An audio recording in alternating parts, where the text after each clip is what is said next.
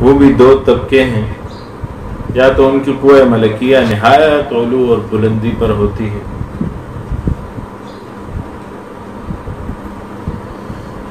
قسم اول انبیاء علیہ السلام کہ ان کی طرف مختلف اوقات میں، مختلف حالات میں، مختلف طور پر الہام ہوتا ہے.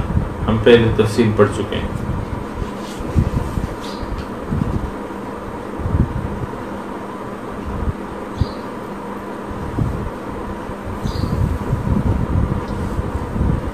کبھی وہی الہام بیداری کی حالت میں ہوتا ہے، کبھی نیند کی حالت میں ہوتا ہے، کبھی اللہ جل شانہ براہ راست مکالمہ کرتے ہیں، کبھی فرشتے کو بھیج دیتے ہیں.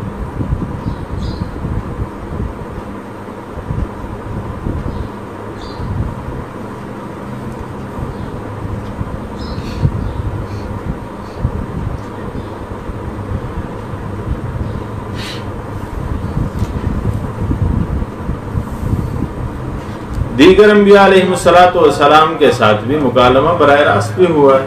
قرآن نے ذکر کیا وَكَلَّمَ اللَّهُ مُوسَى تَكْلِيمًا، اللہ نے موسیٰ علیہ السلام سے کلام کیا.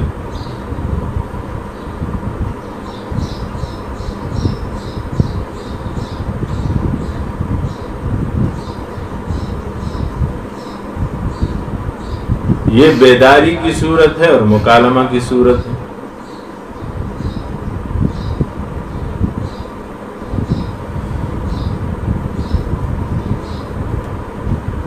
ایک صورت یہاں یہ بتائی گئی ہے کہ بیداری میں ہو، عالم ملکوت کا مشاہدہ،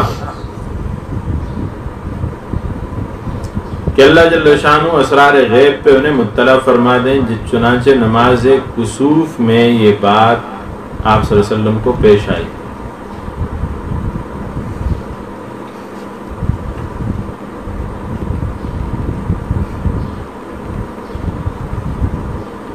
کبھی کبھی فرشتہ غائبانہ آواز سنا لیتا ہے، اسے ہاتف غیبی کہتے ہیں.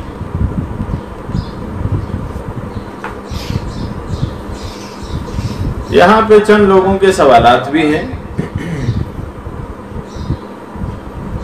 مستشرقین کے، اہل یورپ کے، آج کے دور کے بھی ہیں، پرانے بھی ہیں.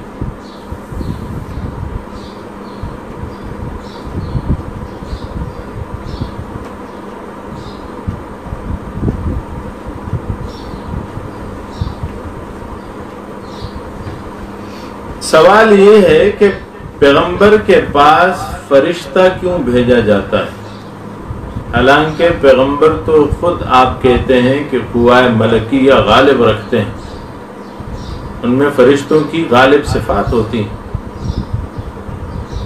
گناہوں سے محفوظ ہیں، بلکہ معصوم ہیں. تو وہ اللہ جل شانہ سے ہم کلام کیوں نہیں ہو سکتے تھے؟ اس کا جواب دیتے ہیں شیخ محدث دہلوی.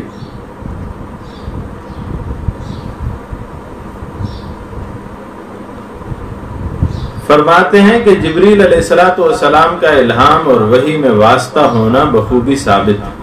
چنانچہ احادیث صحیحہ میں جو اس بارہ میں وارد ہیں ان کا تو کوئی شمار ہی نہیں، مگر آیات قرآنیہ میں بھی اس امر میں بے شمار آیات موجود ہیں. مثلا قل من کان عدوا للہ وملائکتہ وجبریل ومیکائیل.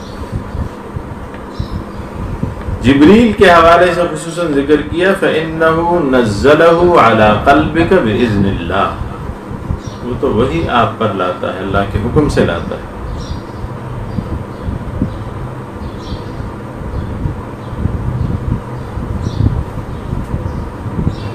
دوسری جگہ فرمایا یلقی الروح من امرہ علی من یشاء. ایک جگہ فرمایا انہ لقول رسول کریم ذی قوت عند ذی العرش مکین مطاع ثم امین. فرمایا وما صاحبكم بمجنون وَلَقَدْ رَآهُ بِالْأُفْقِ الْمُبِينِ وَمَا هُوَ عَلَى الْغَيْبِ بِضَنِينٍ وَمَا هُوَ بِقَوْلِ شَيْطَانٍ الرَّجِيمٍ فَأَيْنَ تَذْهَبُونَ۔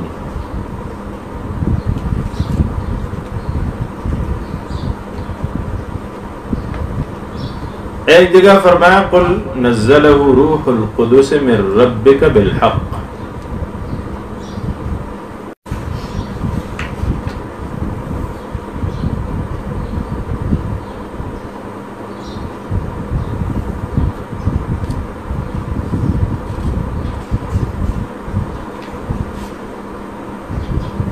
گویا اس بات میں جہاں الہام کے ساتھ فرق کو واضح کیا، وہی لغوی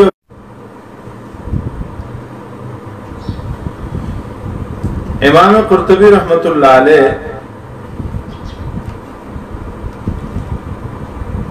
اس کے لغت پر 298 صفحہ جلد 2 میں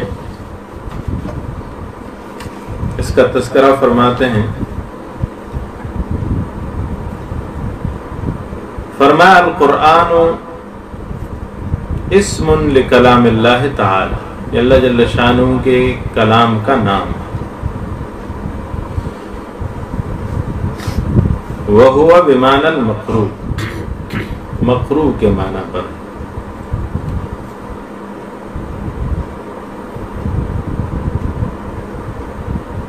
کالمشروب یسمى شرابا والمکتوب یسمى کتابا وعلى هذا قیل هو مصدر قرأ يقرأ قراءة وقرآنا۔ صحیح مسلم کی ایک روایت کو پیش کرتے ہیں کہ عبداللہ بن عمر رضی اللہ تعالی عنہ سے مروی ہے،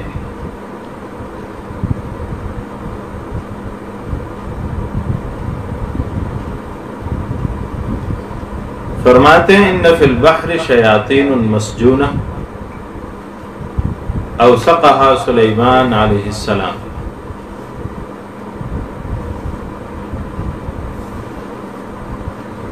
یوشک ان تخرج فتقرأ علی الناس قرآنا قراءة، وفي التنزيل وقرآن الفجر، قرآن میں ان قرآن الفجر کان مشہودا، مراد کیا ہے؟ قراءة الفجر۔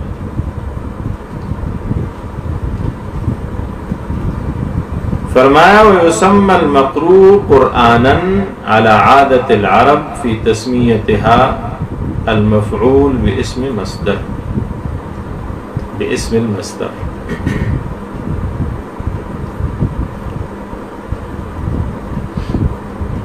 كتسميتهم للمعلوم علما وللمضروب ضربا وللمشروب شربا وكما ذكرنا۔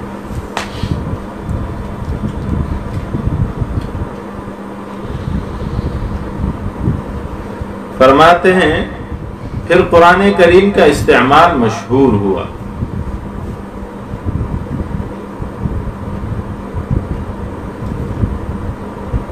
ثم اشتهر الاستعمال في هذا واقترن به العرف الشرعی، اس کے ساتھ عرف شرعی جڑ گیا، فصار القرآن اسما لکلام اللہ،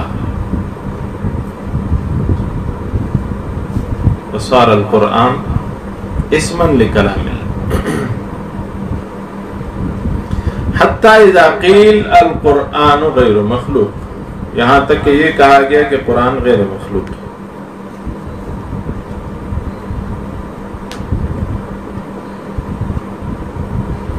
یراد بہ المقروء القراءة، لذلك مقروء مراد ہے قراءت نہیں، وقد يسمى المصحف الذي يكتب فيه كلام الله قرآنا توسعا، وقد قال صلی اللہ علیہ وآلہ وسلم لا تسافروا بالقرآن الى ارض العدو، دشمن کی زمین پر قرآن کے ساتھ سفر مت کرو۔ اس سے مراد کیا ہے؟ اراد بہ المصحف، اس سے مصحف مراد، قرآن کا لکھا ہوا نسخہ مراد۔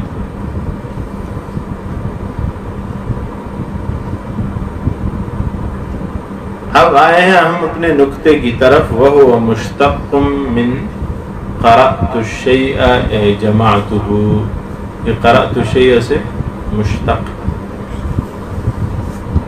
وَقِيلَ هُوَ اسْمٌ عَلَمٌ لِكِتَابِ اللَّهِ، یہ اسم علم ہے اللہ جل شانہ کے کتاب کے لیے، غیر مشتق، یہ غیر مشتق، یہ کسی چیز سے بنا نہیں ہے۔ کالتوراۃ والانجیل، جس طرح کے تورات اور انجیل ہیں وہ بھی کسی چیز سے مشتق نہیں ہے، نام۔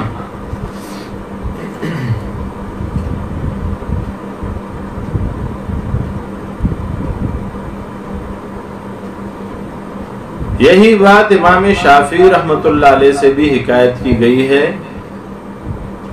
کہ یہ غیر مشتق ہے،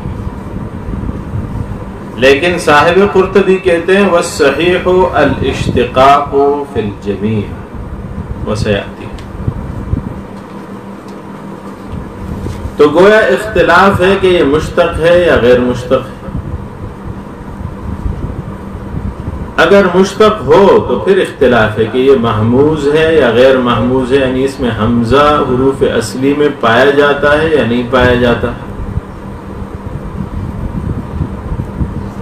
پہلا اختلاف۔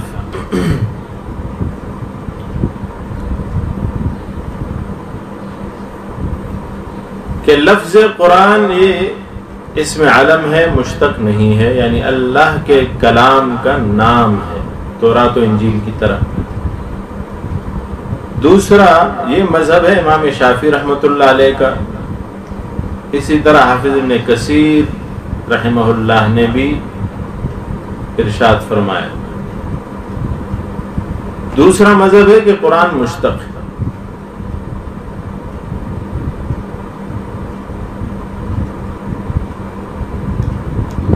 اور یہ بعض علماء کا قول ہے۔ دوسرا اختلاف ہے کہ یہ محموز ہے یا غیر محموز، اگر مشتق ہے تو۔ پہلا مذہب ہے اس حوالے سے کہ یہ غیر محموز ہے، یعنی اس میں حمزہ نہیں ہے۔ امام اشعری کہتے ہیں کہ یہ قرن سے مشتق ہے، جیسے کہا جاتا ہے قرن تو شیء بالشیء، میں نے فلاں چیز کو